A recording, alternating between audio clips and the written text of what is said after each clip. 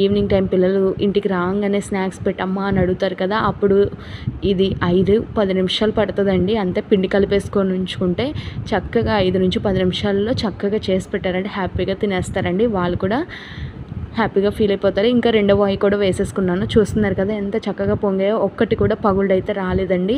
ఇలా సింపుల్గా చేసేసుకుంటే గులాబ్ జామ్ అనేది పగుళ్ళు రాకుండా ఎంతమంది గెస్ట్లు వచ్చినా సరే ఈ రెసిపీ చేసుకోండి, మిమ్మల్ని పొగడ్తలతో ముంచేస్తారు. చూస్తున్నారు కదా చక్కగా అన్నీ బాగా కలిసేలాగా కలుపుకుంటూ ఉంటే అన్ని పక్కల కూడా చక్కగా అయితే వేగుతాయి.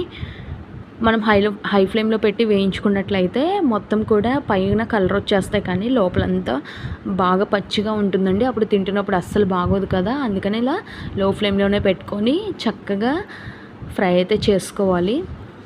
ఎంత సాఫ్ట్గా వచ్చాయో చూస్తున్నారా. ఒక్కటంటే ఒక్కటి కూడా పగిలిపోలేదండి. ఇలా పాలు పోసి చక్కగా కలుపుకున్నారంటే